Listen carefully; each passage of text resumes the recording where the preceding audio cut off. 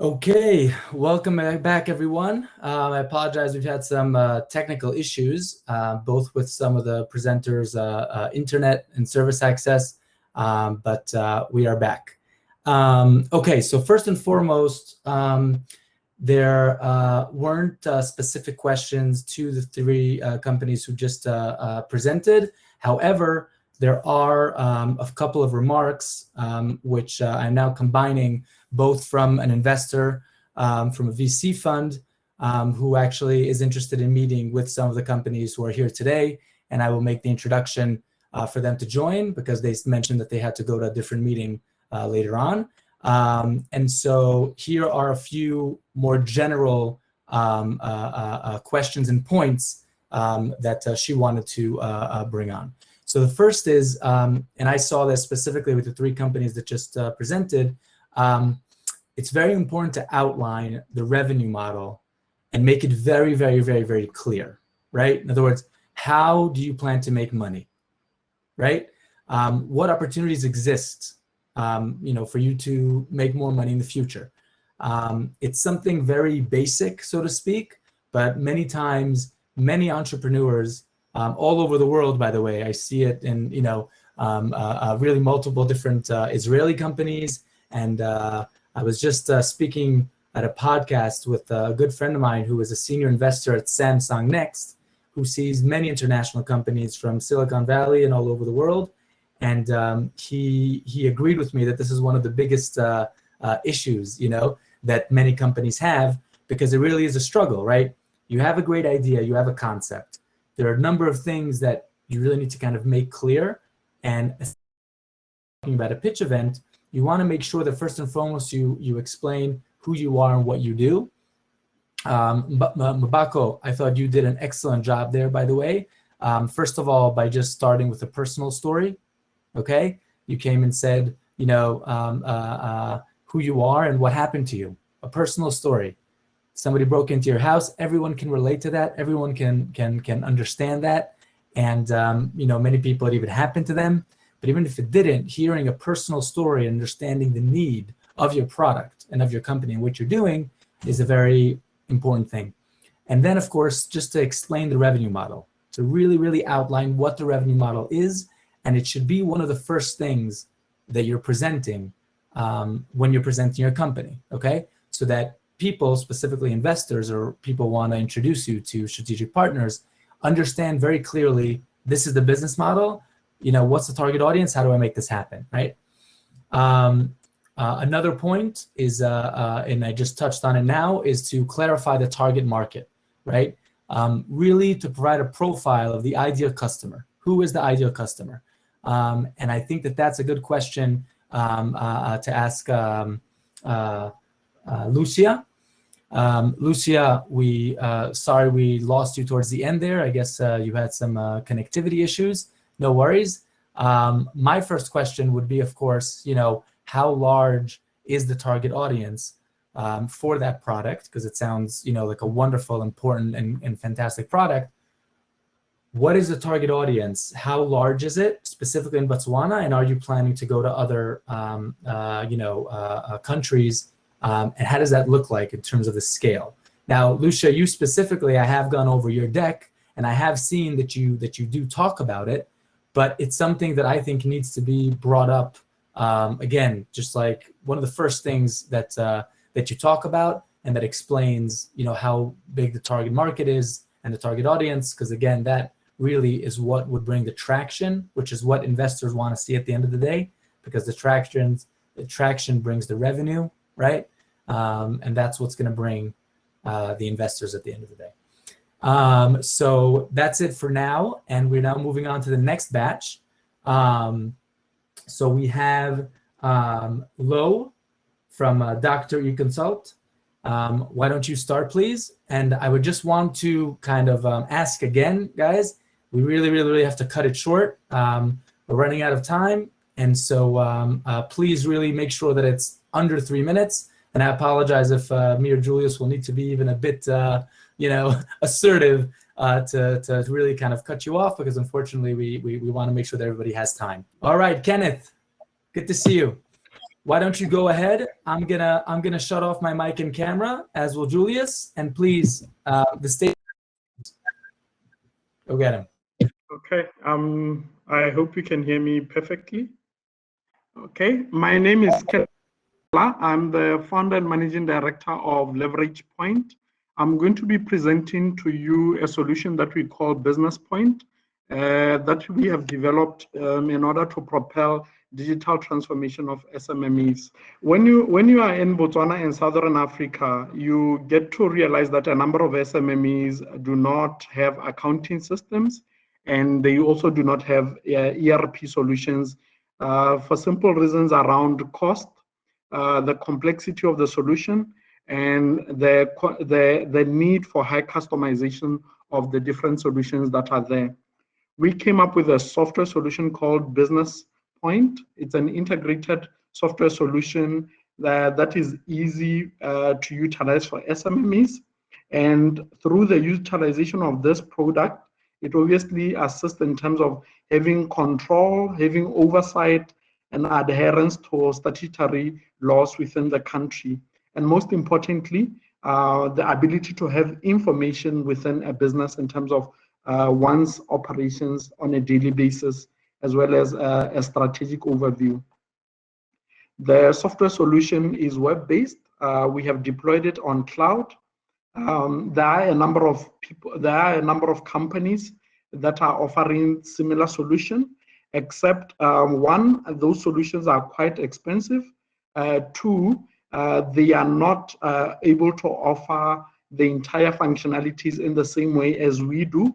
And most importantly, they are imported as far as Europe. And when they get here, they require quite a huge customization in terms of what they require. The solution that we are offering is a one-stop solution for SMMEs.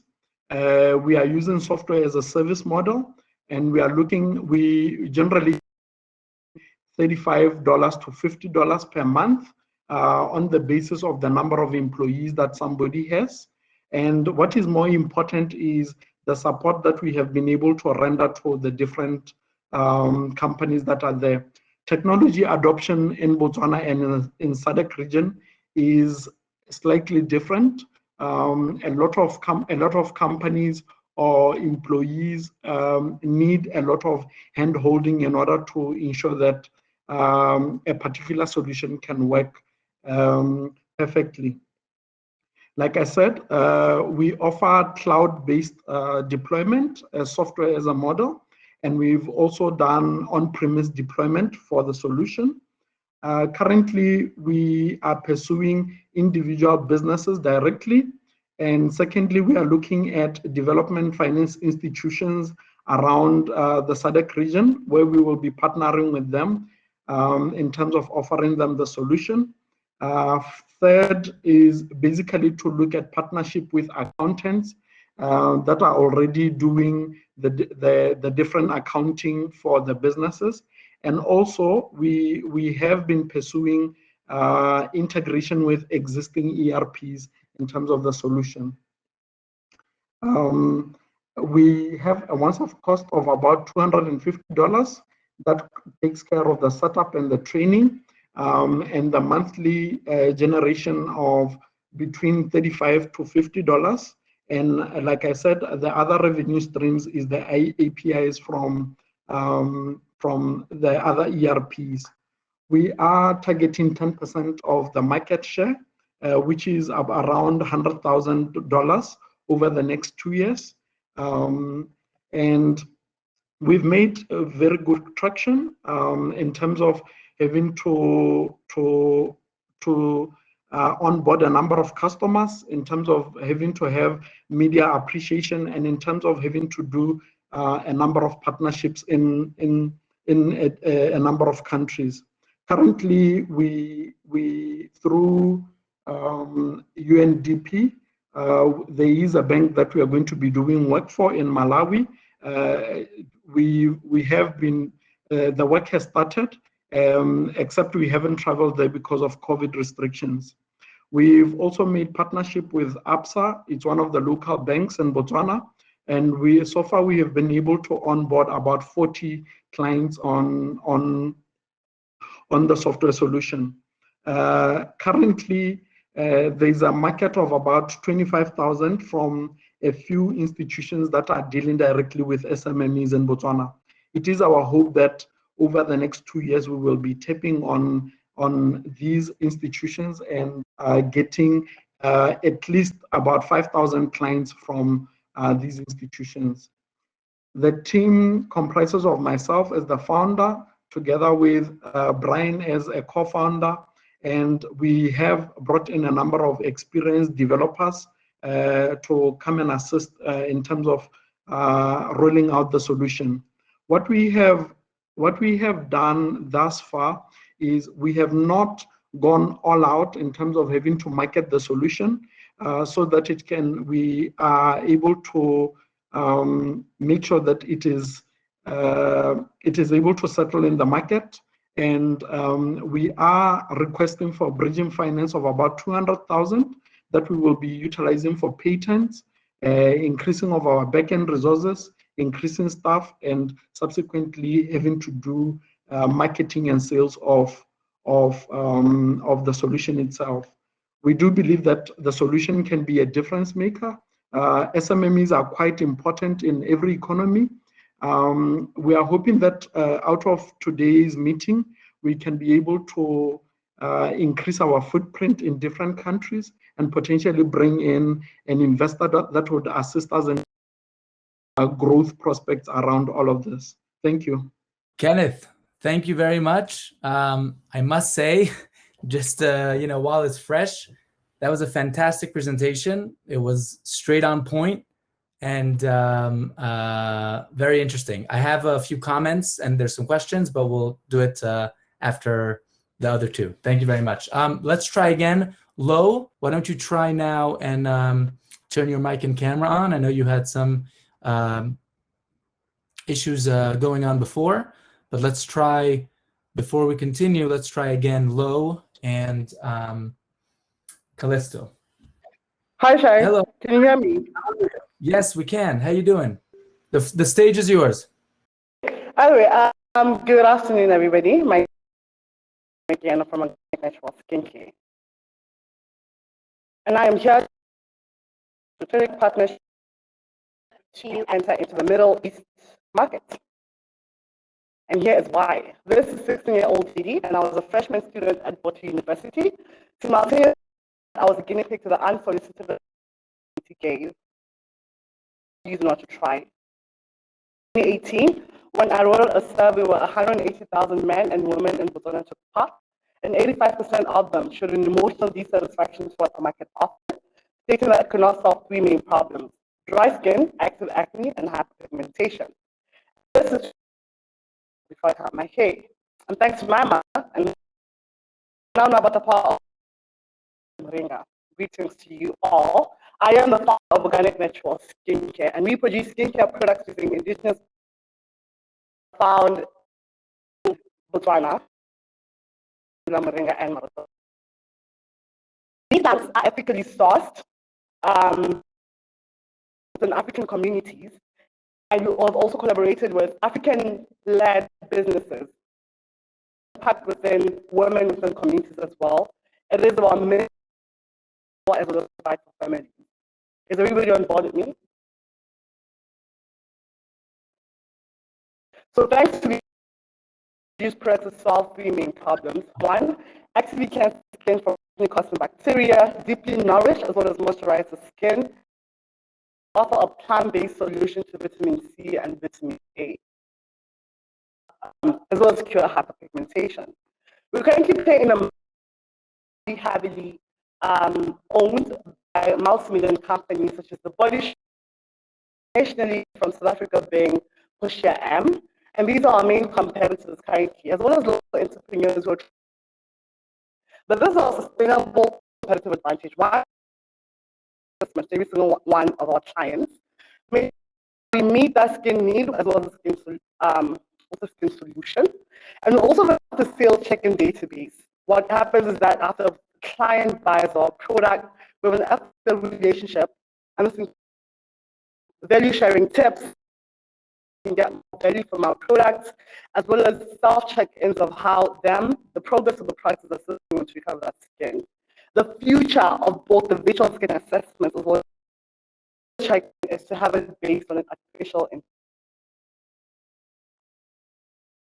increase of women who make 70% of it, men 20%, as well as companies of which we service them with corporate giftings. Currently, the market overview of where we're playing at locally in Botswana includes an importation bill of 11 million US dollars. This is by 2018. And according to Statistics Botswana, the bill has been rising by 5.8%, and it's in the next 10 years. And talking about the Middle East, currently market on its own is at a 90 million pula, and this was 2019, brought to stores, departments, as well as health beauties. And frankly speaking, within the looking for 5% of it. Our business model like this, the Murula nuts are collected by women, they are pressed, we come to process them further and distribute them through direct sales, gifting offers, private labeling or manufacturing with 2 local companies in Botswana.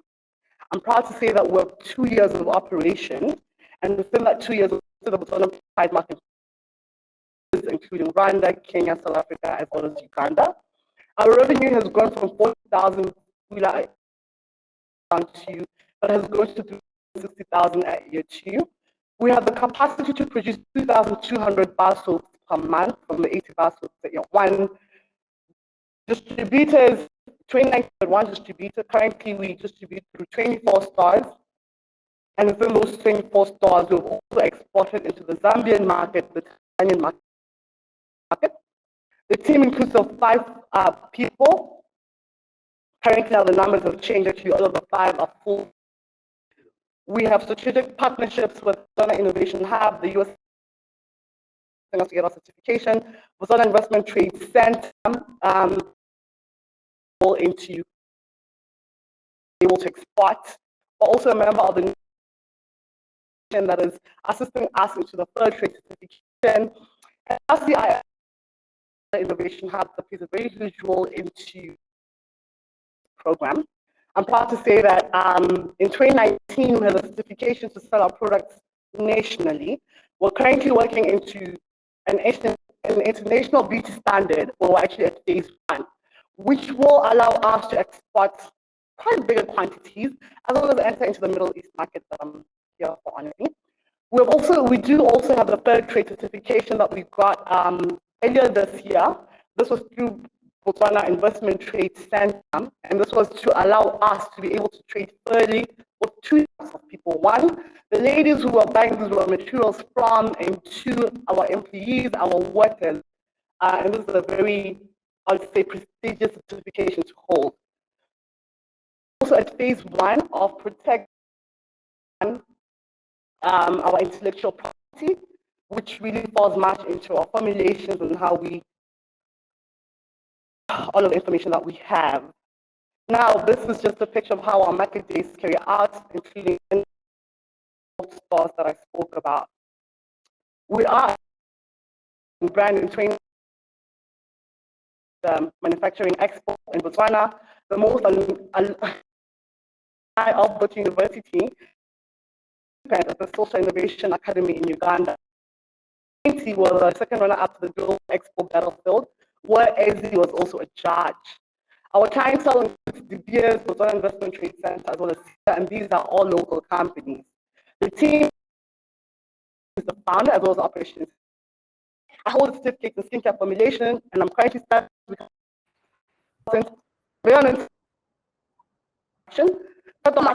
marketing. The 2 are April as well as Natasha Piaz. They both are leading our marketing. I'm proud to say that I have a board of advisors that was recently formed by Mr. Handam, who is a retail guru in Botswana, Professor, very huge role in our cosmetic as well as cosmetic recipes. Fred Manauze, who assists us into setting up our manufacturing warehouse where we are right now. Miss Moreki, Ms. Moreki, I apologize. Just time is running up. If you could please wrap up. I apologize. Time is running up. Very much. And we are here to currently request for strategic partnership, which will allow us to enter the market, as well as accelerate the product development within that market, and to position ourselves competitively within the competitors who are on ground within the Middle East territory. This is just a focus of our finances, which is not necessarily quite important, but it is important right now to where we are.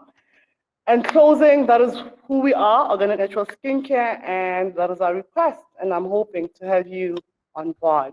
Thank you very much. Thank you very much.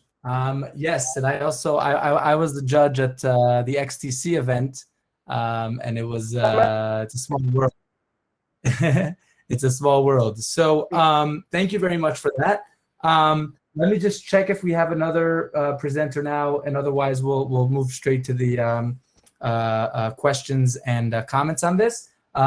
Lo, one last time. Do you want to try? Okay, wonderful. Now we're going to hear Lo from Dr. Ecosalt. Can you hear me? Yes, hear you and see you. Hi, Lo. Wonderful. Hi. Okay, let me try to.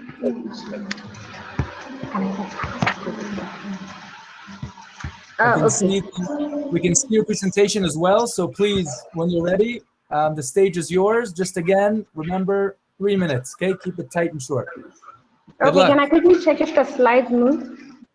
Yeah, sure. There you go. They're working. They're working. Okay. All right, go ahead. Thank you.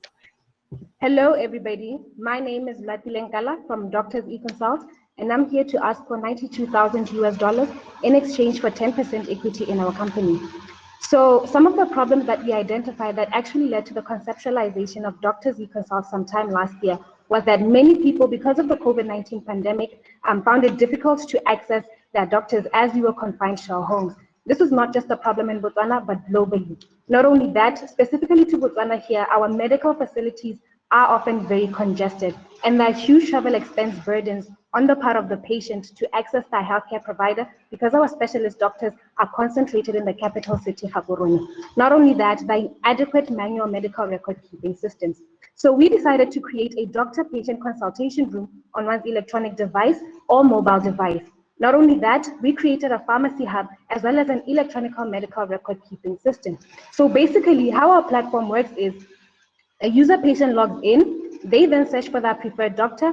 We have doctors ranging from gynecologists, oncologists, pediatricians, and everything in between. A user patient will then be able to book an appointment, and this will be followed by a consultation, either by a live video chat or a live messenger chat. And if the doctor issues your prescription, you can then upload it to the pharmacy database.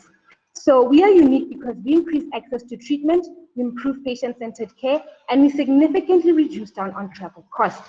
Now, Botswana's population is sitting at around 2 million, and we have a 4 million outpatient visit per annum. And from this, we are targeting an initial 300,000 people. And going forward, we want to tap into the African e-health market, which is to be valued at 1.8 billion by 2025. So our Doctors Ecosalt started sometime last year. We're about to become a year old now. We began with the development of our mobile application. And at the beginning of the year, we started our beta testing phase because it was paramount to ensure security. We had 5 doctors, 20 users, and 5 pharmacies. Currently, we now have a database of 85 doctors, 11 pharmacies, and Diagnofirm, which is the leading pathology service in Botswana, has all 38 branches. Now, our database includes Grand Pharmaceuticals, Diagnofirm, Exclusive Dental, Crowd Dental, and so forth. Now, our key stakeholders currently include the Ministry of Health. We are part of the Digital Health Technical Working Group, and we also have Botswana Innovation Hub as our technical partner. Not only that, Botswana Innovation Hub has also funded the Doctors Ecosalt mobile application from conception. Now, our business model is divided into 4. User patients, pharmacies, pathology services, and doctors pay per successful interaction with our mobile application at the rates they're listed. Now, our year-on-year growth is estimated to be about 45.5%, and in the 5th year, we expect to have 1.7 million, and our break-even is estimated to be about $29,000 US. Now, our achievements thus far include being interviewed on BBC's Focus on Africa, ENCA's #Africa. We've also been part of the top 10 finalists in the Sea Stars competition, and we've also been crowned the Boost Up National winners.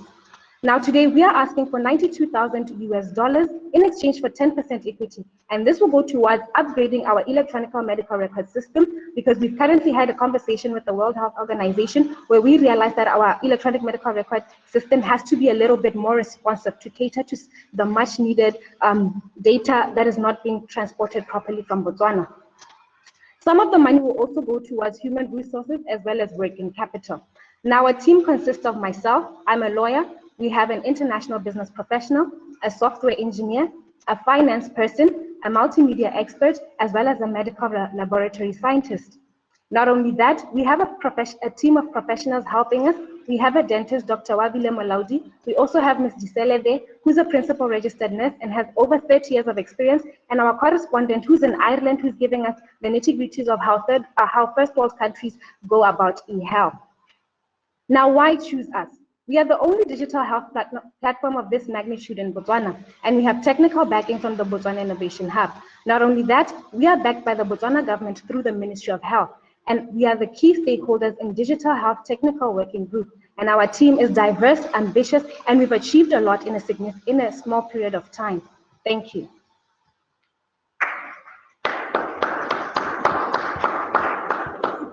I love the applause. It's a great job. Thank you, Lo, very much. If you could just, okay, wonderful. Thank you very much, Lo. Thank you very much, Ms. Moreki and Kenneth, okay? So first of all, again, I'm asking if there are people specifically here who want to add Q&A. You could feel free to put it in the Q&A tab or in the general chat. In addition to that, I have a number of questions here from two different investors that they asked me to ask, okay? So first of all, I'll start with Lo. You joined, you were last. I'll start with you. First of all, I think that was a great presentation. I love the way you went, straightforward, right to it, saying what your ask is and what they get, in return. I think that personally, the concept is great. In other words, it's called, there's a term called bottom line on top, right? So you want to make sure that when you're speaking with people and you're sending an email or you're presenting something, you want to make sure that the bottom line is on top so that people understand exactly, what's in it for them, as you say, and what's the value here. So I think it's great that you started with the ask. I would maybe suggest, again, personally, to first just give a brief understanding of who you are and what you're doing, and then put that out very clearly. But like I said, really I thought your presentation was very good. It was very clear, very put together. You spoke, in a focused manner, to the point. You had a very, very good example of your USP. You highlighted the market, the traction, and of course, showing also the different logos and achievements that you have so far, which first of all, kudos and good job, but also very important to show that to different investors. So that's excellent, Lo. Another question, have you considered approaching the insurance companies to cover consultations? And if so, what was their feedback? Lo, if you're still on the stage, it would be great if you could answer.